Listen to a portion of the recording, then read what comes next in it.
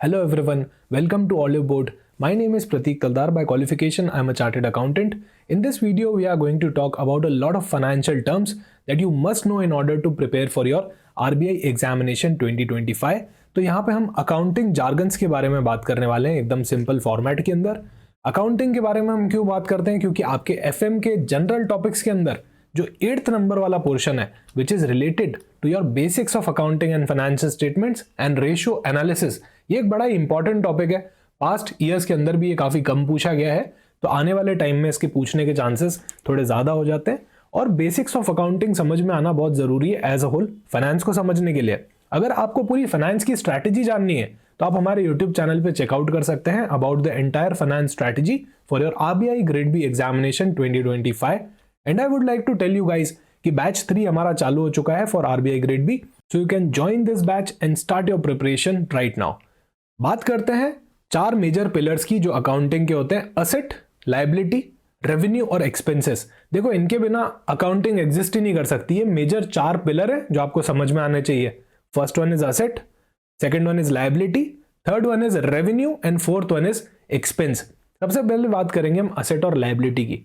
तो क्या आपको पता है असेट और लायबिलिटी क्या होता है? अभी क्या है ना, ये टर्म्स हमको समझ में तो आती है पर इनको डिफाइन करना एकदम से चैलेंजिंग हो जाता है। सोच के देखो एक बार कि असेट क्या होता है, लायबिलिटी क्या होता है।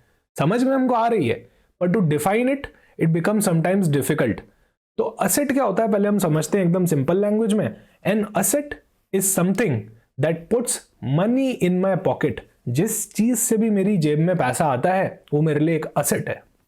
Liability is something that takes money out of my pocket. So asset से तो क्या हो रहा है, पैसा आ रहा है, लायबिलिटी से पैसा जा रहा है, आउट ऑफ माई पॉकेट जा रहा है, राइट। सो ये तो एक rich dad poor dad famous book है, उसका कोटेशन है। हमको तो क्या है, एग्जाम ओरिएंटेड भी समझना है, ये समझने के लिए अच्छा है। पर एग्जाम ओरिएंटेड अगर मैं बात करूं, सो असेट क्या होता है, कोई भी ऐसी चीज जो कि आपके लिए एक वैल्यूएबल रिसोर्स है, प्लस वो आपको फ्यूचर इकोनॉमिक बेनिफिट देगी। एक तो मेरे लिए वैल्यूएबल रिसोर्स होनी चाहिए, ऐसा रिसोर्स जो कोई वैल्यू प्रोवाइड करे मुझे, प्लस वो मुझे फ्यूचर में क्या करे, इकोनॉमिक बेनिफिट दे, मतलब मॉनेटरी बेनिफिट दे। आगे जाके हम थोड़े एग्जाम्पल भी डिस्कस करने वाले हैं। से फॉर एग्जाम्पल अगर मैं बिल्डिंग की बात करूं, राइट, तो बिल्डिंग में मैं बिजनेस कर सकता हूं, मैं उसको रेंट पे दे सकता हूं, आगे उससे मेरे पास क्या होगा, मनी का इनफ्लो होगा। So it's a valuable resource plus it is giving a future economic benefit. ये मेरे लिए क्या हो गया, एक असेट हो गया। वैसे ही लायबिलिटीज होती हैं। लायबिलिटीज का मतलब मेरे ऑब्लिगेशंस, इससे क्या हो रहा है, मनी का आउटफ्लो होने वाला है। से फॉर एग्जांपल मैंने कोई बैंक से लोन ले लिया, 1 CR का लोन ले लिया मैंने, अब उस लोन पे मुझे इंटरेस्ट भी पे करना है, उसका प्रिंसिपल भी पूरा एज अ होल लोन भी तो चुकाना है मुझे, राइट, आने वाले सालों में। ये एक मेरे लिए लायबिलिटी है। ये क्या कर रही है, मेरे आउटफ्लोज क्रिएट कर रही है, मेरी जेब में से पैसा जा रहा है। तो एकदम सिंपल टर्म्स में असेट को बोलूं तो वैल्यूएबल रिसोर्स है जो फ्यूचर इकोनॉमिक बेनिफिट देता है। लायबिलिटीज मेरी ऑब्लिगेशंस हैं जो मुझे चुकानी है, किसी फ्रेंड से लोन ले लिया, चुकाना पड़ेगा, राइट, लायबिलिटी है। अभी बात करते हैं असेट्स की डिटेल में। देखो असेट्स भी ना 2 तरीके के होते हैं, एक तो होते हैं लॉन्ग टर्म वाले और एक होते हैं शॉर्ट टर्म वाले। लॉन्ग टर्म को हम बोलते हैं नॉन करंट असेट, जो 1 ईयर से अबव हमको बेनिफिट देते हैं। तो अभी जो हम डिस्कशन करने वाले हैं वो नॉन करंट असेट्स के बारे में करने वाले हैं, मतलब ऐसे असेट्स जिनका बेनिफिट सालों साल चलता है, 1 साल के अंदर अंदर नहीं, सालों साल, आने वाले 5-10 साल तक हमको उसका बेनिफिट मिलेगा, या हो सकता है लाइफ टाइम भी मिले। पहला और सबसे बढ़िया asset land, plot of land हमारे लिए असेट है, राइट। आपके भी फैमिली वालों ने प्लॉट्स होल्ड कर रखे होंगे, राइट। तो ये क्या होता है, हमारे लिए बहुत ही लॉन्ग टर्म का असेट होता है, सालों साल काम आती है। लैंड है, कभी बिल्डिंग बना दी, उसको एज इट इज रेंट पे दे दिया, उस पर एग्रीकल्चर एक्टिविटीज हो गई, ये हमेशा हमको क्या करती है, फ्यूचर इकोनॉमिक बेनिफिट देती है। फिर क्या आ गया, हमारे बिल्डिंग्स आ गई, इसमें मैं मेरा ऑफिस खोल सकता हूं, राइट, इसको मैं रेंट पे दे सकता हूं, इसको मैं सेल कर सकता हूं। ये मेरे लिए क्या हो गई, एक असेट हो गई जो मुझे फ्यूचर इकोनॉमिक बेनिफिट दे रही है। मशीनरी हो गई, एक JCB मशीन लेके आ गया, मेरे लिए असेट है, सालों साल चलेगी, इसको मैं यूज में लूंगा, रेंट पे दे सकता हूं, मल्टीपल वेज है, बिजनेस कर सकता हूं इसके थ्रू, ये मेरे लिए एक असेट हो गई। प्लांट हो गया, बड़े बड़े प्लांट्स लगा के मैं प्रोसेसिंग कर सकता हूं, राइट। से फॉर एग्जांपल ये कोई एक मिनरल का प्लांट है, मैं मिनरल प्रोसेस करके उसको बेच सकता हूं। ये सारी मेरे लिए क्या है, असेट है, क्योंकि एक तो वैल्यूएबल रिसोर्स है और क्या कर रही है, फ्यूचर इकोनॉमिक बेनिफिट दे रही है। तो ये सारी मेरी असेट्स हो गई। कौन सी वाली, नॉन करंट असेट, जो लॉन्ग टर्म वाली असेट है। सिंपल वे में बोलूं तो 1 साल से ज्यादा चल रही है। अच्छा, कमेंट सेक्शन में मुझे जरूर बताना कि ये सारी असेट्स जो हमने देखी, इनमें से सिर्फ एक ही असेट है जिसकी वैल्यू कभी नहीं गिरती है। वो कौन सी असेट है, मुझे कमेंट सेक्शन के अंदर आप जरूर बताइएगा। उसके बाद कुछ शॉर्ट टर्म नेचर की असेट्स आती है। अच्छा, असेट का नाम से ही मतलब क्या होता है ना, गुड वाइब्स आने लग जाती है, राइट, कि पैसा आने वाला है, कितनी बढ़िया वाइब है असेट की। अच्छा, लायबिलिटी की जस्ट रिवर्स है। किसी को पैसा देना हो तो कैसे मूड ऑफ हो जाता है सब लोगों का, राइट।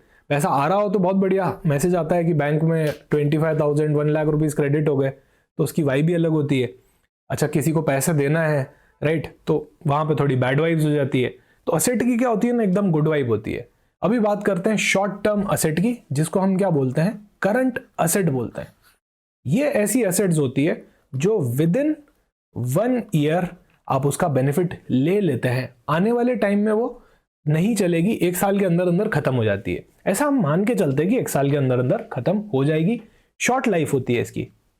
से फॉर एग्जाम्पल, मैंने एक डिपार्टमेंटल स्टोर खरीद लिया, राइट, मैं एक डिपार्टमेंटल स्टोर चला रहा हूं, तो यहां पे काफी सारा सामान पड़ा होगा, मुझे काफी सारा स्टॉक लेके आना पड़ेगा। इसको क्या बोलते हैं, स्टॉक, या फिर क्या बोल सकते हैं, इन्वेंट्रीज भी बोल सकते हैं।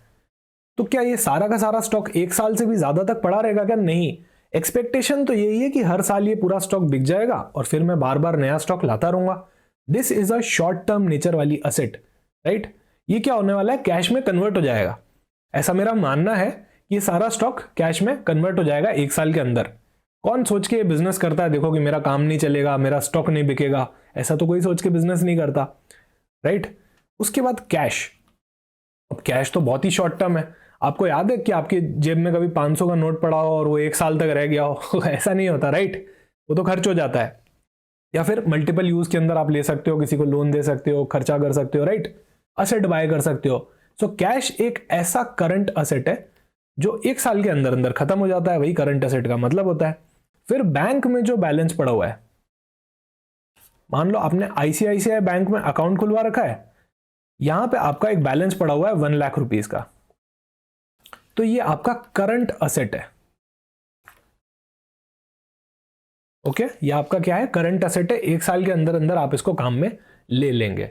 सो ये असेट होते हैं, इनकी 2 कैटेगरीज हो गई, एक तो नॉन करंट जो 1 साल से ज्यादा वाले हो गए, जो हमेशा हमारे काम आते रहेंगे, और एक करंट असेट हो गए जो 1 साल के अंदर ही कन्वर्ट हो जाएंगे जनरली कैश में, राइट। फिर उसके बाद अब बात करते हैं लायबिलिटी की। अच्छा, लायबिलिटी की ना थोड़ी सी बुरी वाइब होती है, राइट, थोड़ी सी बैड वाइब्स आती है। कोई पैसे मांगने आ जाए घर पे तो कैसे सबका मूड खराब हो जाता है। So those are liabilities. ये क्या होते हैं, हमारे ऑब्लिगेशंस होते हैं जो हमको पे करने होते हैं।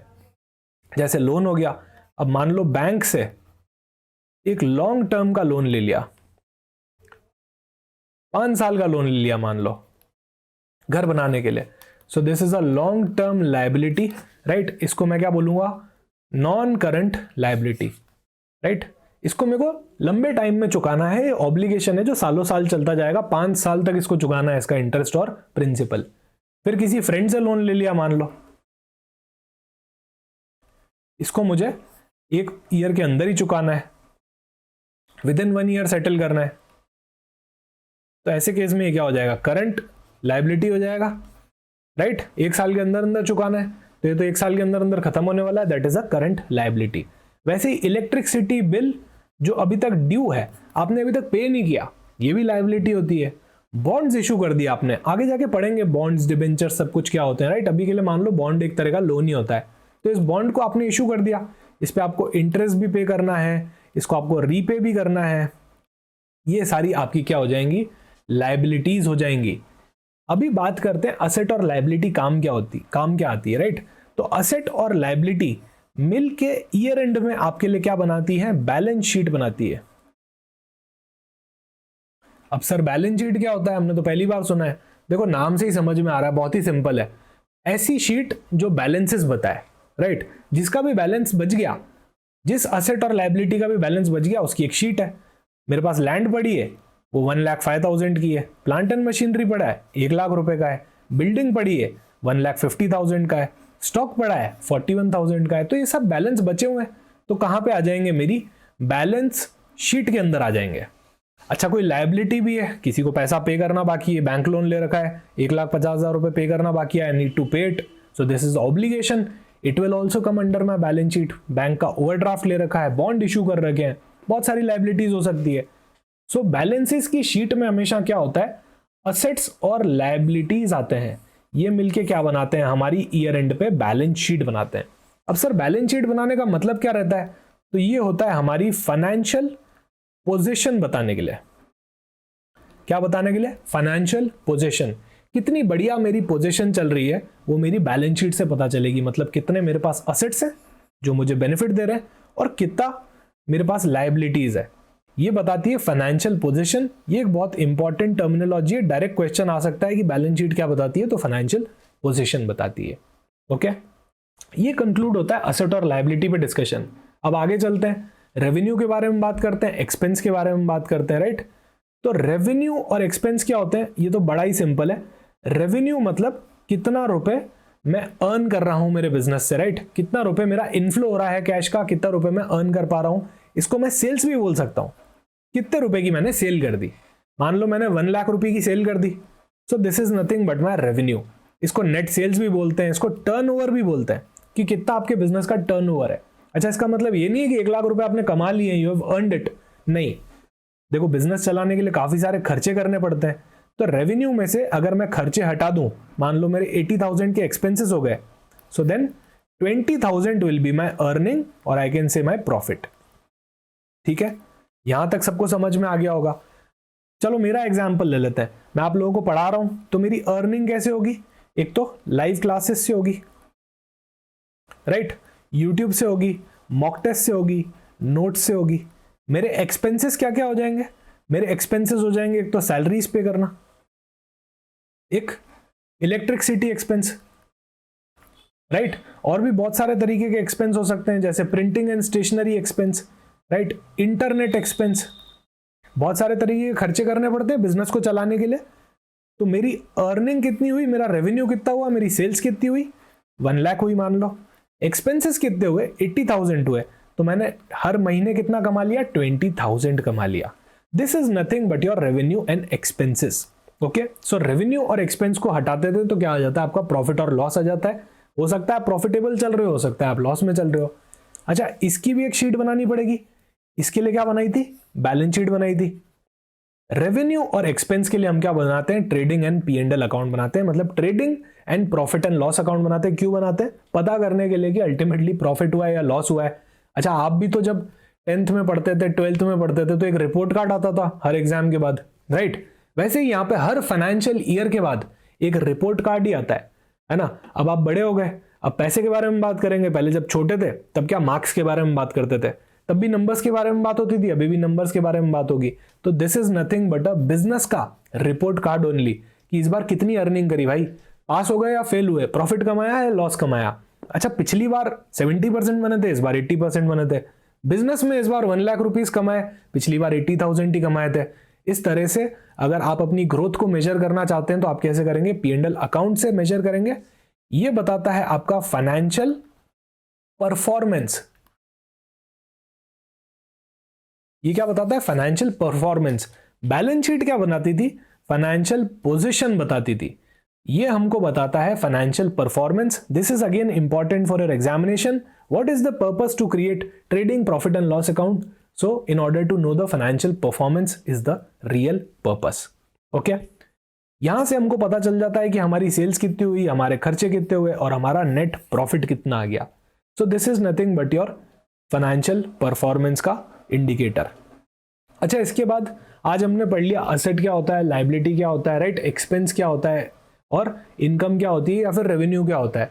अब ये बैलेंस शीट का एक फॉर्मेट है, राइट। यहाँ पे हमको कैपिटल गिवन है, तो कैपिटल तो वो अमाउंट होता है जो ओनर अपने बिजनेस में लगाता है। मान लो मैं एक इंस्टीट्यूट खोल रहा हूं, तो मैंने उसके अंदर 10,00,000 रुपीज का इन्वेस्टमेंट किया, कैपिटल लगाया, राइट। तो ये तो असेट होना चाहिए, ये लायबिलिटी साइड क्यों दिख रहा है, राइट, ये तो मेरे लिए असेट होना चाहिए। क्यों ये लायबिलिटी साइड दिखता है? जिसको भी इसका आंसर पता है, do let me know in the comment section कि इसको हम लायबिलिटी साइड क्यों बताते हैं, कौन सा कॉन्सेप्ट होता है, कौन सा कन्वेंशन होता है जो हमको इसको लायबिलिटी साइड बताना पड़ता है। अच्छा, अगर किसी को नहीं आता है तो मैं इसको अगले वीडियो में कवर करूंगा, तब तक के लिए आप इसका आंसर ढूंढ सकते हैं कि क्यों हम कैपिटल को लायबिलिटी साइड बताते हैं। ये तो हमारा वो पैसा है जो हमने बिजनेस के अंदर लगाया था। So do let me know in the comment section. अच्छा, अगर आपको पूरा as a whole accounting process के बारे में जानना हो तो ऑलरेडी एक वीडियो है जिसको आप देख सकते हो और प्रिपेयर कर सकते हो अपने अकाउंटिंग प्रोसेस के लिए। अकाउंटिंग कैसे पूरी परफॉर्म की जाती है, क्या उसका प्रोसेस रहता है ऑर्गेनाइजेशन में, मैंने इस वीडियो में एक्सप्लेन किया हुआ है। Thank you so much for watching this video, और ये सीरीज कंटिन्यू रहेगी तो आप इसको कंटिन्यूसली वॉच कर सकते हैं अपनी फाइनेंशियल टर्मिनोलॉजीज को बेटर बनाने के लिए। So see you in the next video.